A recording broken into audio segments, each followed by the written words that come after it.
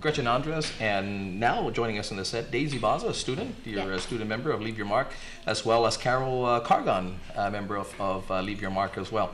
Daisy, hey, let me start with you. As I asked both of your this Simone Sanchez students, Meryl and Derek, regarding the conditions over there. Again, I posed the question. You're a senior as well. You're going to be leaving. I understand you're going to be going to Canada to go to school. Great on you. Fantastic. Hope you come back. Again, the fruits of your labor you will probably not be benefactors off. Okay, it'll be probably your sister, brother, cousin, whoever they may be. Hopefully, maybe the now freshmen, maybe the sophomores. Hopefully, that will happen. Do you think then it's worth doing that? In the long run, knowing that maybe the hard work and what you're going through now, that it'll be worth it for students coming up behind you? I know it's definitely worth it. Even if it isn't for us, even if it isn't something for us to have next year, but just for the future generation coming on to Simon Sanchez High School, we want them to feel proud about the school. Mm-hmm.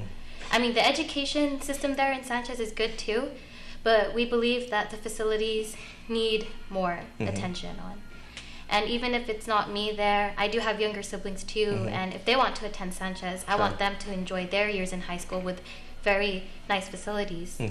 Well, now, Carol, when you hear health, education, public safety as being priorities, those things tend to make the news on a daily basis. When you look at your condition of the schools and other schools, and things are getting better, but do you give credence to really that education is a priority to our leaders? Yes, education is a priority, but at the same time, the safety of the students should be a concern too. Because without a safe environment, how are we supposed to learn? What are we supposed to do? We're just going to ignore the things that are going by while we walk in the hallway. On the rainy days, ceiling tiles fall above our heads while we're in the classrooms learning. I mean, I wouldn't, if I was to graduate and my siblings come into high school, I wouldn't want them going through what I went through. I want a better education, a safe environment for the rest of my family. So what is it like, Daisy, and on a day where it rains, and it doesn't have to be a downpour torrential rain. It can just be, now it sounds like, the Band-Aid has come off, and sounds like, whatever rain you have, however hard it may be, however torrential it is, whether we have a storm in the area or not, it seems that you guys are flooded. It seems like, again, at least put a raincoat on this building or something, like you guys are getting wet. Is that true? It's true. Actually, when there was like this storm that came in and it flooded our science building, and I took pictures and sent it to PDN because I thought this was an issue, because like it's really flooding. Like it's like a river flowing down through our hallways, and students are even removing their shoes and replacing it with plastic bags. And I was surprised because that's not safe. What if you slip? What if you injure yourself? Sure. See, one of the things also here is that, of course, there's a bill out there, and hopefully we'll have a public hearing pretty soon regarding the rebuild, and this sounds like it's going to be rebuilt. Now, whether it's going to be rebuilt in the same campus, one of the things they're saying, that's good, but what are we going to do with the students? We were talking about that on the radio this morning, Ms. Andres. We said, well, that's why TGen was there in the very first, in the very beginning. It was supposed to be an interim campus for the schools that needed a temporary building while their school was being either remodeled or rebuilt.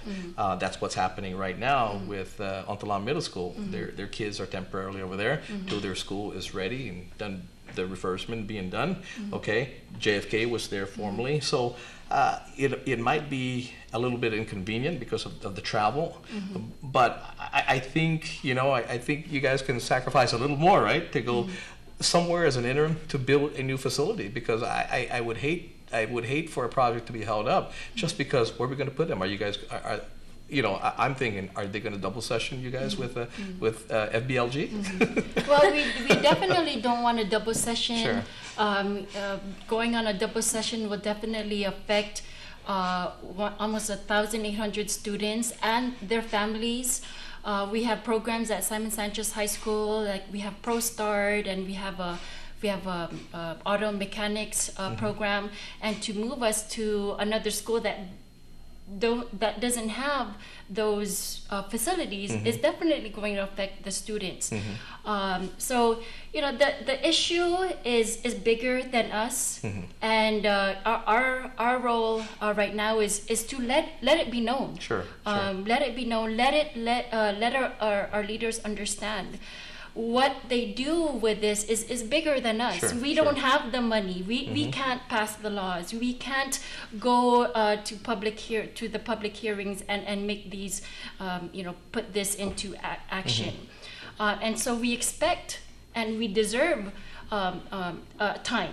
And the attention and the time is due for Simon Sanchez High School. But one thing you guys have the power of, you have the power of the media, and you also have the power of the vote. Yes, that's true. You have the power of the vote, and as a matter of fact, is next year when you guys get out, you graduate in May. I'm sure by the time some of you probably will qualify age-wise to vote in the primary, and likewise in general elections. Some of you may not be able to vote in the primary, but in general. But I think in totality, by the time November comes, most, if not all, the students at Simon Sanchez High School will have the power of the vote. Yes, exactly.